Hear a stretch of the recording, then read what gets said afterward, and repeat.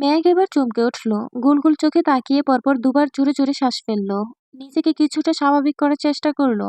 মেঘ স্পষ্ট চোখে তাকিয়ে প্রশ্ন করলো, কেমন আছেন? যেমন রেখেছিস।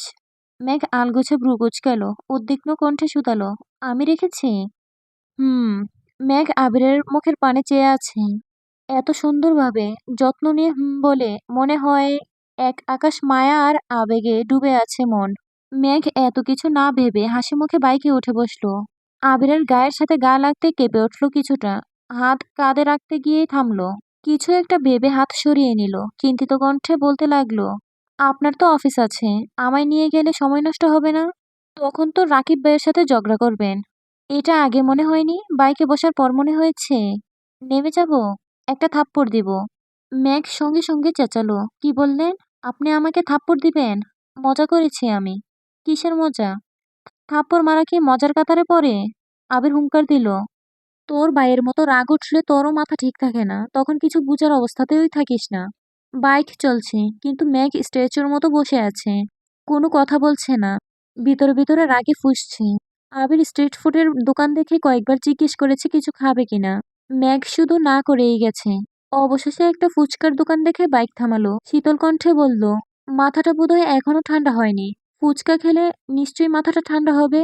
মেঘ মাথা নিচু করে বলল, আমি ফুচকা খাবো না। আবির মেকি স্বরে বলল, আমি মনে হয় ভুল শুনলাম। মেঘ শক্ত কণ্ঠে বলল, আপনি ঠিকই শুনেছেন, আমি ফুচকা খাবো না। আবির হেসে বলল, তাকা আমার দিকে। মেঘ ধীরগতিতে চোখ তুলল, তাকালো আবিরের চোখের দিকে। আবির তীক্ষ্ণ দৃষ্টিতে চেয়ে মুলায়ম কণ্ঠে শুধালো, ম্যাম, আপনি কি সত্যিই ফুচকা খাবেন না? আবিরের হাবভাব দেখে মেঘ না চাইতেও হেসে ফেলল। সে আবিরের ওপর রাগ করে ফুচকা খাবে না বলেছিল, কিন্তু আবিরই তাকে বারবার উস্কাচ্ছে। মেঘ আবিরের মুখের পানে চেয়ে মনে মনে ভাবছে, আপনার মধ্যে কি এমন স্পেশাল গুণ আছে যা ক্ষণিকের ব্যবধানে আমার রাগকে বয়ে আবার বয়কে জয় করতে সক্ষম? আবির ভ্রু নাচাতেই মেঘ মৃদু হাসল।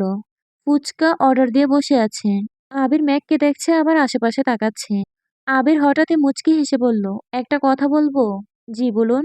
তোকে আজ একটু বেশিই কিউট লাগছে। মেঘ চোখ গোল গোল করে তাকালো। গলায় শ্বাস আটকে গেছে। ঠিক শুনছে নাকি ভুল? আবির মেঘকে কিউট বলছে? বাবা যায়।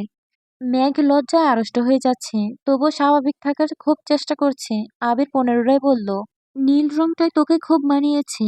আগে বোধহয় কখনো নীল রঙের জামাতে দেখিনি। মেঘ এবার আরো বেশি লজ্জা পেয়েছে, চিবুক দ্বিগুণ নামিয়ে নিয়েছে। আবির স্থির দৃষ্টিতে মেঘকে দেখছে, পলকও ফেলছে না। তা বুঝতে পেরে মেঘ আরো তাকাতে পারছে না। গাল আর নাকের ডগা লাল হয়ে গেছে, মনে হচ্ছে লাল রঙের ব্লাশন লাগিয়েছে গালে। মেঘ ঘন ঘন নিঃশ্বাস ফেলছে। সামান্য কিউট বলাতে যে কেউ এত লজ্জা পেতে পারে এটা মেঘকে না দেখলে বুঝাই যেত না। মেঘ বারবার নিজেকে স্বাভাবিক করার চেষ্টা করছে, কিন্তু চোখ তুলে তাকাতেই পারছে না। উষ্ঠদয় কাঁপছে তিরতির করে। মেঘের অবস্থা বুঝতে পেরে আবির দৃষ্টি স্বাভাবিক করে পুনরায় বলল, এত লজ্জা পাওয়ার মতো কিছু বলিনি। সুন্দর লেগেছে তাই বলেছি। যখন বান্দর লাগবে তখন আবার বলবো। সহসা মেঘের ভ্রু কুঁচকে আসে। সরু চোখে তাকালো। আবির মৃদু স্বরে প্রশ্ন করলো, কেমন আছিস? আমি ভালো ছিলাম, কিন্তু এখন মনটা খারাপ। এই, আমি কিন্তু মজা করেছি। সিরিয়াসলি নিস না, প্লিজ। মেঘ নিঃশব্দে হেসে প্রশ্ন করলো, আপনি মজাও করতে জানেন? আমি কি মানুষ নই, মজা করতে পারবো না কেন? তোর মন খারাপ কেন সেটা বল। মেঘ মলিন কণ্ঠে বলল, বন্যার উপর রাগ হয়েছে। আপনি কল না দিলে ওর সাথে সিরিয়াস ঝগড়া করতাম। ও মা, কেন? আমি তো শুনেছিলাম বন্যা খুব শান্ত স্বভাবের মেয়ে, হঠাৎ তোকে রাগিয়ে দিল কিভাবে? আপনি জানেন বন্যা কি করেছে? কি? ও আমার ভাইয়ের নাম্বারটা ভিলেন নামে সেভ করে রেখেছে। আমার ভাই ওর কি ক্ষতিটা করলো যে আমার ভাইয়ের নাম্বারটা ও ভিলেন দিয়ে সেভ করতে হলো? যখন থেকে ওর সাথে আমার পরিচয় তখন থেকে ওর কত হেল্প ভাইয়া করেছে। আমার জন্য শিট কিনলে সবসময় এক্সট্রা এক সেট শিট ওর জন্য নিয়ে আসে। পরীক্ষা থাকলে ওর বাসা পর্যন্ত পৌঁছে দিয়ে আসে। কলেজে ভর্তি, অনলাইন কাজ, ডকুমেন্টারি থেকে শুরু করে কত কিছু ভাইয়া করে দিয়েছে, এমনকি এখনো দেয়। ও এই কাজটা কিভাবে করলো বলুন? হতে পারে ভাইয়া একটু রাগী, মেজাজ সবসময় ঠিক থাকে না।